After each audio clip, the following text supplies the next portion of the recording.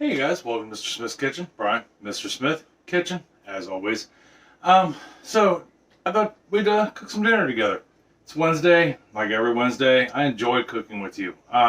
It's really awesome. And today I thought we would do a soup. I found a recipe for a soup, and I'm not using the exact recipe for it. That's kind of the beauty of cooking, although it's close. I mean, it has the same basic idea. But I'm kind of winging it with my own, and it's a stuffed pepper soup. Now, we've made stuffed peppers before. I'll put a link in the description down below for the stuffed pepper video I have. But this one leans more towards, where that one's more like a Tex-Mex stuffed pepper. This one leans more towards a traditional stuffed pepper with the tomato sauces and things like that. But we're going to carry it a bit to the extreme. I'm not just going to use green peppers. You know, traditionally stuffed peppers are made with a green pepper, put in a lot of tomato sauce. They get mushy, nasty, gross, you know, some rice, some beef, and we're going to incorporate a lot of that. But in this soup, I kind of took some liberties. I am using 3 different kinds of peppers. You know, we're not just using green peppers. It's not just going to be just tomato sauce. We're going to add some stuff to it, but at the same time, this is one fairly quick meal. There's just not a whole, there's a lot to it, but not a whole lot of prep work. The only thing you have to do is dice up our peppers, dice up some onions, and everything else is pretty much either a spice, a sauce, or a liquid. So, which is awesome. Oh, and then there's hamburger in it, because you can't have stuffed pepper or a stuffed pepper soup without hamburger or some kind of meat. You could even use ground chicken in this, I bet, and it would taste just as good. Or tofu, if you're a vegetarian, or vegan for that matter, because I don't really think there's anything that you can't swap out for an alternative. This recipe does have chicken broth in it, but you could just easily use veggie broth as a substitute, tofu, or just leave the, you know, whatever, meats, one of the plant-based meats, hamburgers, would also work in this. Alright, so that being said, if you're new to my channel, welcome. Thought you'd get away with this, right? I'm glad you stopped by. I hope you get something out of this video and all our other videos that we have on here. If you're returning, thank you. I'd also like to welcome and thank all the people who have just subscribed to my channel over the last week or so. We are growing strong, which is awesome. If you are new or this is your first video, my channel basically is food. Whatever it is, it revolves around food. I mean, if we work on a car, that has to do with food, because we have to get to the grocery store, or the farmer's market, or whatever. But for the most part, you know, we do some gardening, we do some cooking, we do some baking. We just talk about food and work with food. So, and if you haven't subscribed yet, go ahead and hit that box down there that says subscribe. Big rectangle says subscribe. Right next to it's notification bell. That'll let you know when my videos come out, usually on Wednesdays and Thursdays. Sometimes I throw some extras in there. Thumbs up, thumbs down. Encourage it. Does 2 things. A, lets me know how I'm doing, whether or not you like the video. It also lets me know that, you know, it puts us out there into other people's feeds. It helps our community grow, so that way we can continue to have a good neighborhood through, you know, being a good neighbor through food and, you know, taking care of each other. That's important. You know, that really is important. It's always good to be kind and generous and make friends, and we do that through food here on this channel. Comments always welcomed. Encourage them. All I ask is you think before you type. It's okay to disagree. Just be thoughtful about it, right? Don't be mean. Things like that will get you blocked off the channel, kicked out of the neighborhood, so to speak. So anyhow, let's get down here to the counter, and we'll start going over the recipe, what we need to do. We'll start cooking, basically. All right, hold on for me just 1 second. So down here on the counter, life is good, and we've got everything set out and ready to go. That's important when you cook. If you get everything together before you start cooking, that way you know you have everything, you have the right amount of everything. That's why most people, professional or not, like to use prep bowls, small bowls to put their stuff in, so they know they have enough and they know they have everything they need. So first thing we're going to do, now this is a big pot of soup I'm making. You could easily cut this in half. All the original recipes I looked at pretty much were half of this, but there are 6 of us eating at any given time, so we need to make, a little more. So I'm going to double it. In my stock pot, first thing you will need, stock pot. I have 2 pounds of hamburger. So what we're going to do is we're going to start browning this up. And then as soon as we get this browned up, which won't take long, well, about halfway through, we'll start adding ingredients. Okay, so we're going to get this browned, or start to get it browned. Halfway through, we'll start adding ingredients to it. Okay, so we're about halfway browned, which means we still have some pink in there. So most recipes I see, they have a tendency to tell you to put the spices in after you dump all the sauces in. I kind of take issue with that, just because a lot of times spices need oils to activate. Now, I will say with your hamburger, if you are using a hamburger that's not lean, like you're using an 80-20 or a 73-27, dump some of the grease out. But I'm using an 85-15, and there's not a whole lot of fat in there, so we're okay. But they always say you put your spices in after you put your sauces in, and most spices take an oil to activate them. So I'm going to use what little grease is in here to activate them. First thing I'm going to put in here, now that I got my 2 pounds of hamburger almost done, is I'm going to do a half a teaspoon of sage. Okay, I'm going to put that in there. And then I'm going to do a half a teaspoon of, and these are all dried or powdered, dried powdered thyme. Put that in there. And then I'm going to put a half a teaspoon of salt. And the salt's to taste. Salt and pepper is always to taste. And then a half a teaspoon of pepper. Now, if I was halving this recipe, I would put my normal in, which is just literally a quarter teaspoon of each. I'm not a huge fan of salt for anything other than more than flavor. And then I'm going to add a teaspoon of garlic powder, because why not?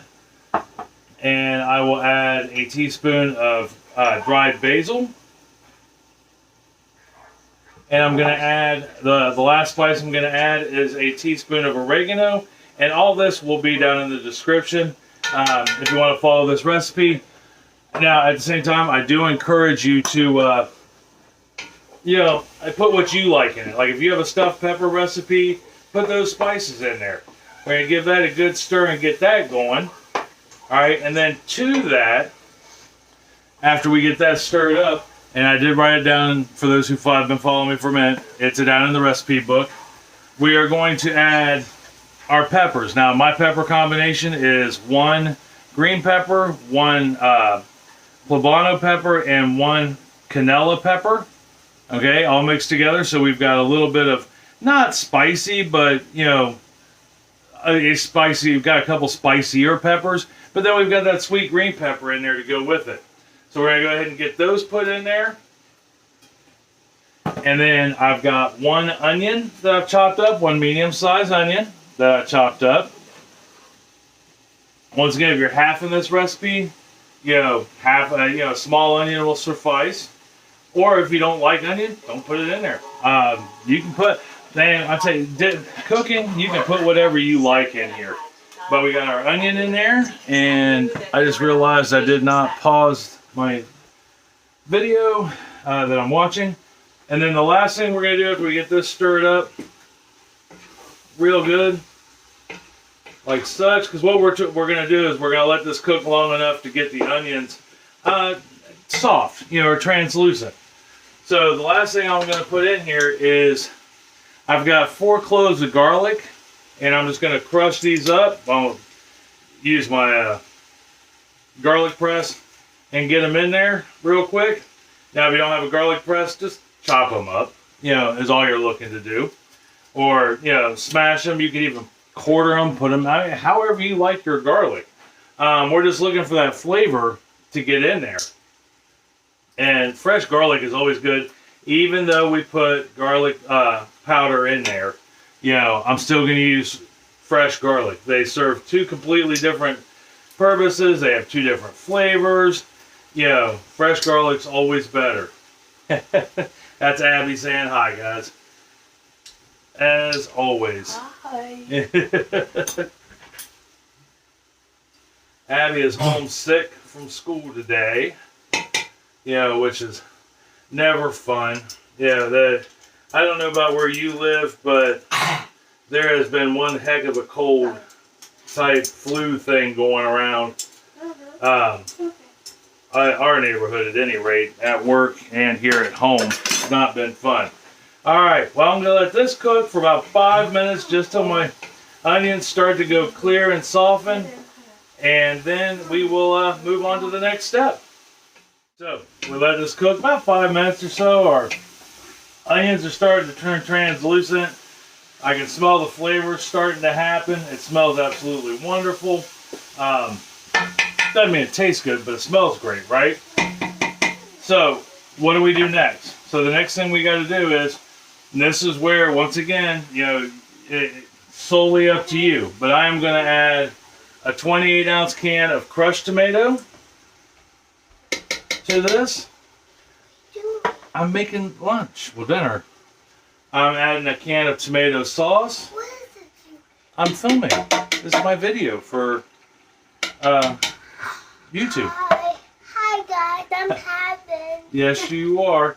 And then the last thing I'm going to add is a 28-ounce can of diced tomato.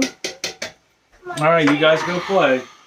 And then we'll give this a good stir. So I've got a can of crushed tomato, a can of tomato sauce, and a can of diced tomatoes in here.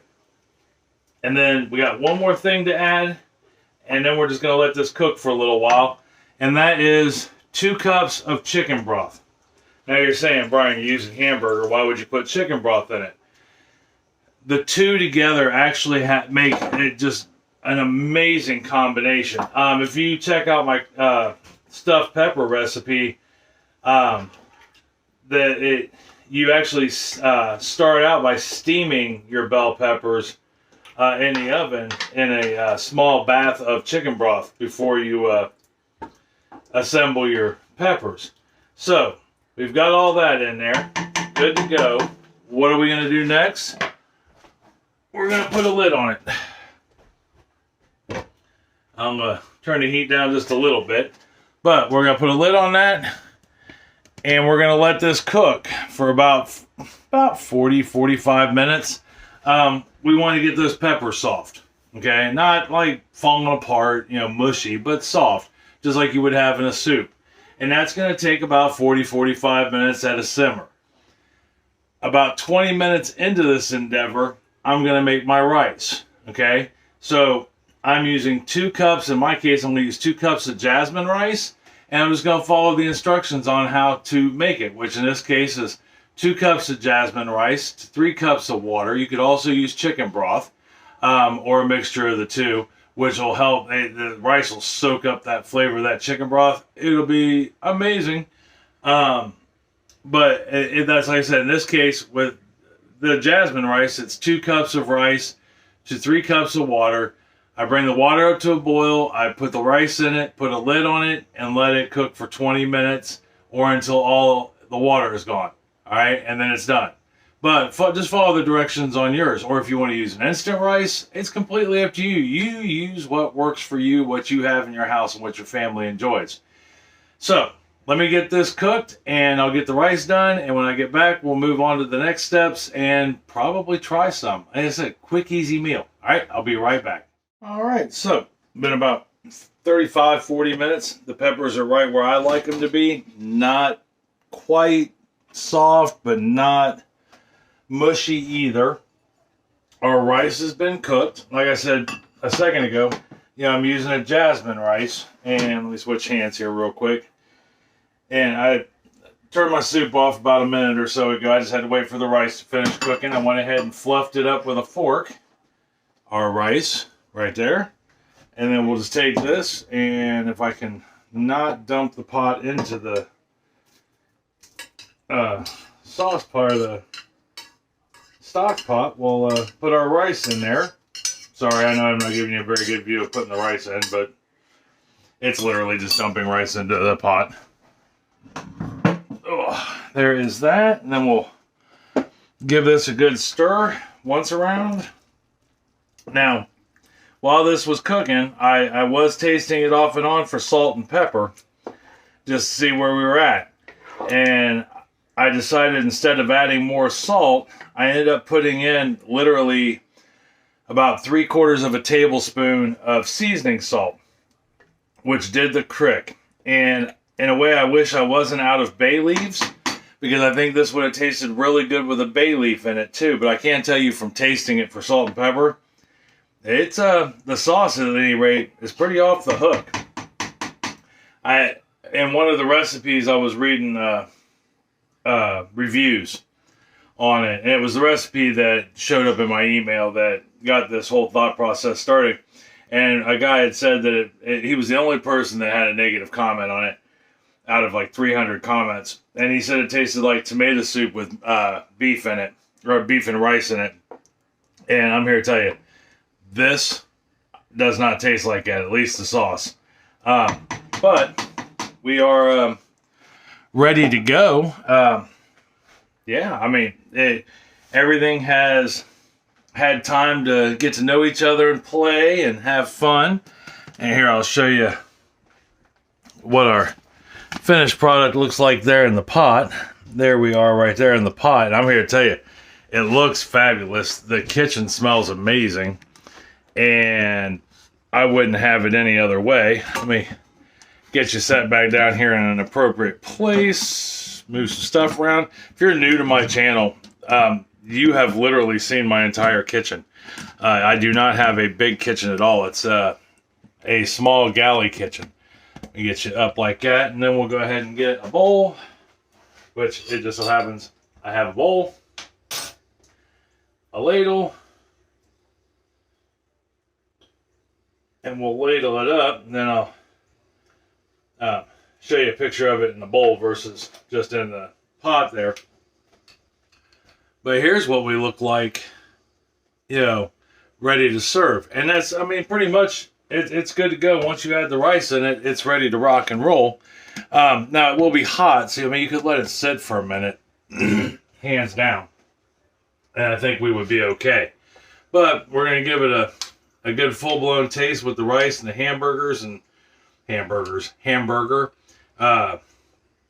and all that good stuff, and see how we did. Now, I would highly recommend, if you're doing this, blow on it first or let it sit for a second.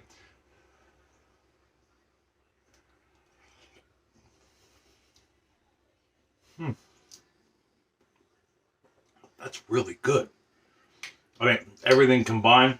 When I was tasting it for salt and pepper, it's also really hot.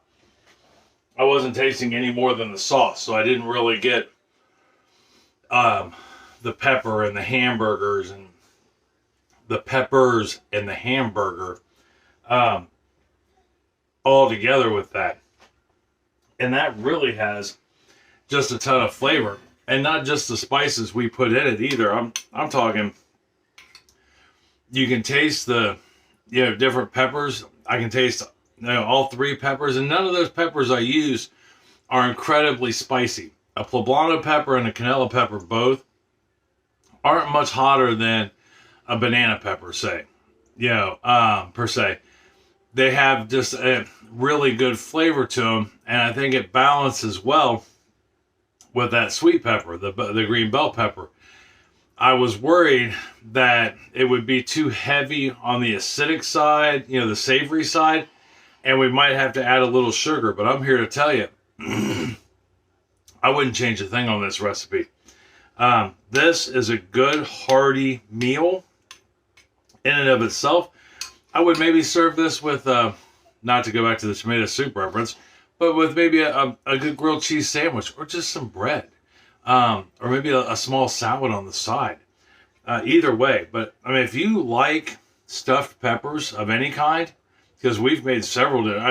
If it's a pepper, we've probably stuffed it in this house. Poblanos, canellas, jalapenos, jumbo jalapenos. Pick one. If it's a larger pepper, we've stuffed it in this house with all kinds of different meats. This is as good as any stuffed pepper. Not nearly the work. Stuffed peppers are a lot of work, and it took less than an hour. We cut up essentially 2 to 3 things, dumped it all in a pot, let it cook, and went. And I got to thinking about it also with the rice. let's say you didn't want to fuss with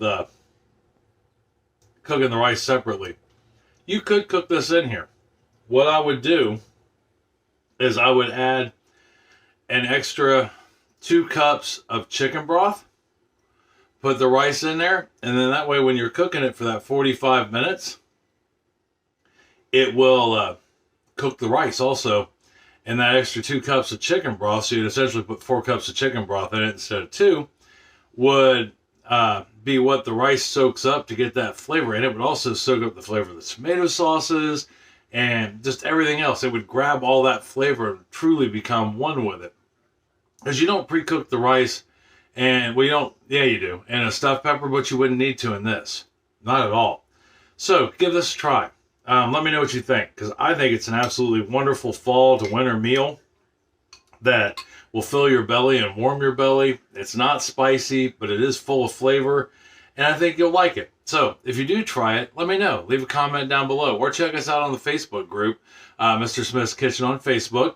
You know, everybody's welcome. It's a public group. I don't ask you to answer any questions or anything like that. The only thing I ask is you be nice, and we swap recipes and stories and, you know, try to have a good time. I'm all the time putting recipes on there, and so is Chris. If you're new, Chris is my wife, which I'm sure you knew that. Occasionally my daughter Sarah will put stuff on there. But we just have a good time with it, you know, and we're small, but we're a mighty group, you know, being good neighbors. Tomorrow, I couldn't decide for sure what we were going to do tomorrow for a dessert. And what I want to make, I think we're going to put off till next week. I mean, I made some. Matter of fact, I can show you here in a second. We were originally going to do wild berry Pop-Tarts. I have a friend who I'm making a cake for, and he wanted it to have the wild berry Pop-Tarts, you know, incorporated into it. Well, I came up with a recipe, but for whatever reason, the Pop-Tart company is not shipping out any of the wild berry Pop-Tarts. So literally nobody in the U.S., not even Amazon or any of that, has wild berry Pop-Tarts at the moment. So I thought, okay, best alternative, let's make some. And I did. But I really, really, really want to do Payday Candy Bar Copycat this week. I think it's going to be awesome. The recipe looks so cool, really easy, has very few ingredients, and Payday candy bars are one of my favorite candy bars ever. So I know tomorrow we're going to do a Payday candy bar. Next Thursday, we're going to make wild berry Pop-Tarts, you know, or breakfast pastries. And that way, you can see how easy those are to make, and it involves fresh fruit. It's a good introduction into a pastry crust, you know, versus a pie crust. They're not hard to make. This recipe will make about 9 of them. Not, you know, they're not giant Pop-Tarts, but sorry. But they are a good filling Pop-Tart. We're going to make the icing with the traditional blue and violet. It'll be fun. It'll be lots of fun. So, that being said, until tomorrow for Copycat Payday Candy Bars, I love you. I love you very much. And I mean that from the bottom of my heart, with all sincerity. Tell somebody else you love them and you love them very much. Make some of this stuffed pepper soup. Invite them over for dinner. It'll warm their heart as much as you telling them that you love them. All right? So I'll see you tomorrow for Payday Candy Bars. All right? Talk to you later. Bye.